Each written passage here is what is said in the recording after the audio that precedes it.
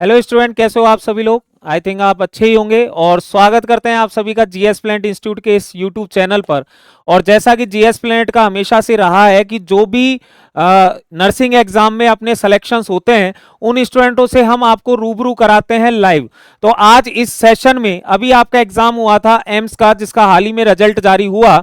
तो आज हमारे साथ जीएस प्लेनेट की एक ऑनलाइन स्टूडेंट हमारे साथ ज्वाइन की है इस सेशन में, और जिनका जो है नाम और कंप्लीट इंट्रोडक्शन मैं बच्चे से करवाऊंगा। बाकी की जो है मैं बता देता हूं कि इनकी जो रैंक है वो है 533 इनकी रैंक है। निकिता यादव इनका नाम है। तो सारी चीजों को अपन जानेंगे बच्ची से कि किस तरीके से इन्होंने तैयारी की, किस तरीके से हर सब्जेक्ट को पढ़ा, किस तरीके से इनकी जो है सक्सेस में जीएस प्लेनेट का योगदान रहा। तो इन सब चीजों पर अपन चर्चा करेंगे। तो चलो रुक करते हैं अब स्टूडेंट की तरफ ही, क्योंकि उनकी जुबानी जो है आप जो सुनते हो उसी से आपको मोटिवेशन मिलता है। हम लोगों को तो आप सुनते ही रहते हो। तो ठीक है, चलो स्टूडेंट से पूछते हैं। बेटा सबसे पहले अपना नाम।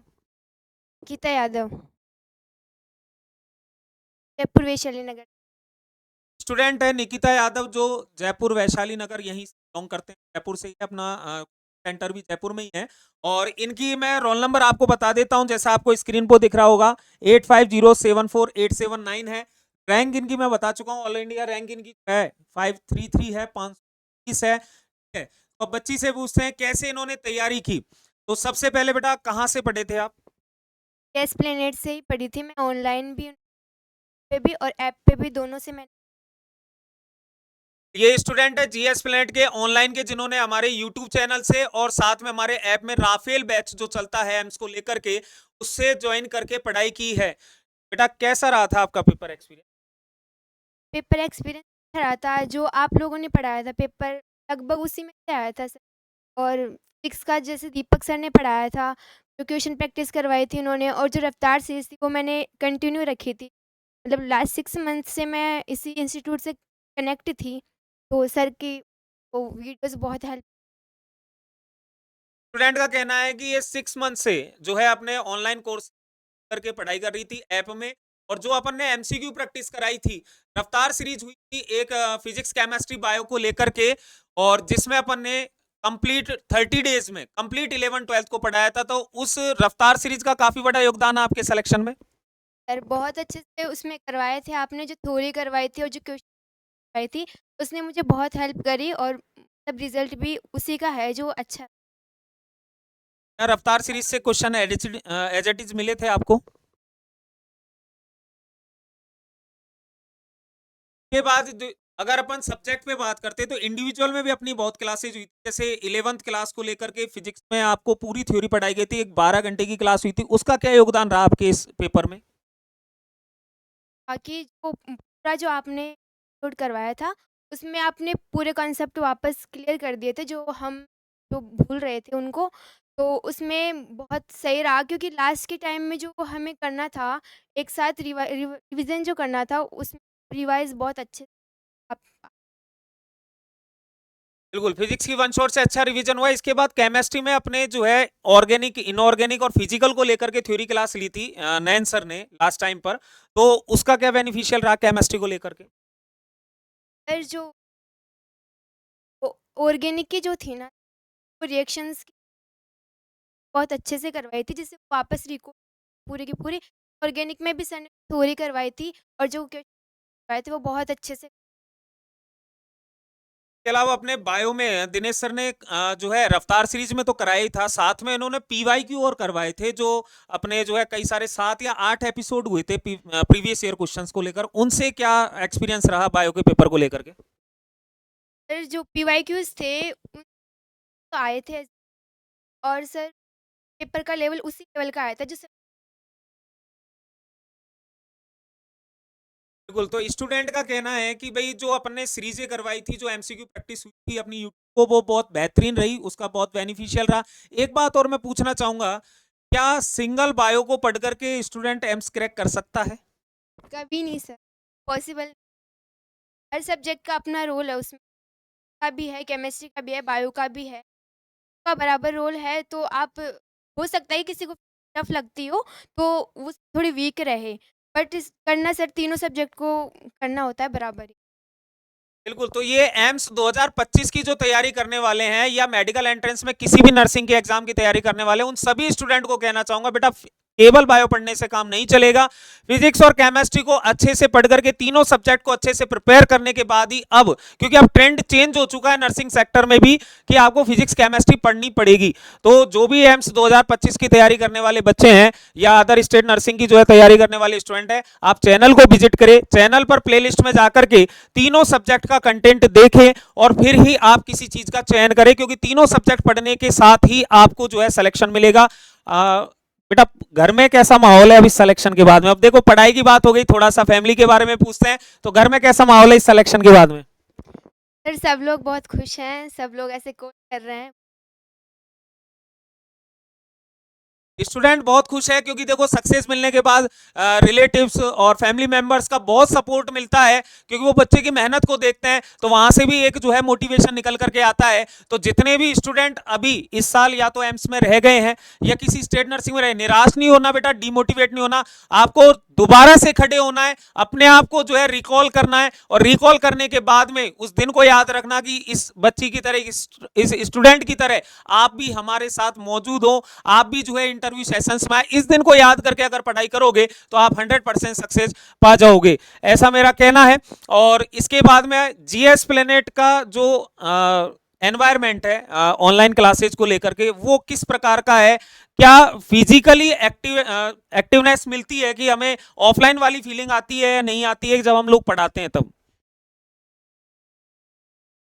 सब अच्छा पढ़ाते हैं, सब पढ़ाते हैं, हर चीज़ अच्छे से बताते हैं, और वही उनमें रहता है, जो ऑफलाइन में रहता है वही ऑनलाइन में उसी तरीके से पढ़ा। लगता नहीं है कि हाँ ऑनलाइन और ऑफलाइन में कुछ।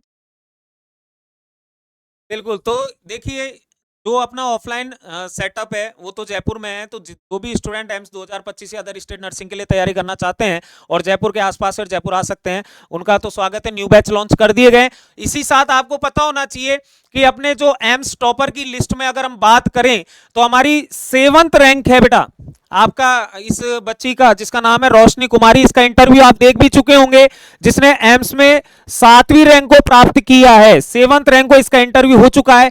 ऑफलाइन से भी अपनी जो है 11वीं रैंक है, 11 रैंक है ऑफलाइन स्टूडेंट पूजा कुमावत है, इसका भी इंटरव्यू सेशन आपको जल्दी देखने को मिलेगा। और मैं लास्ट में अब बच्चों के लिए कोई गाइडेंस एम्स 2025 के लिए जो तैयारी कर रहे हैं उनके लिए कोई गाइडेंस कि किस तरीके से उन्हें प्रिपेयर करना चाहिए ताकि उनको सक्सेस मिले अपने एग्जाम में। अगर आप बात करते हो बायोलॉजी, तो उसमें तो आपको एनसीईआरटी बहुत अच्छे से पढ़नी होगी।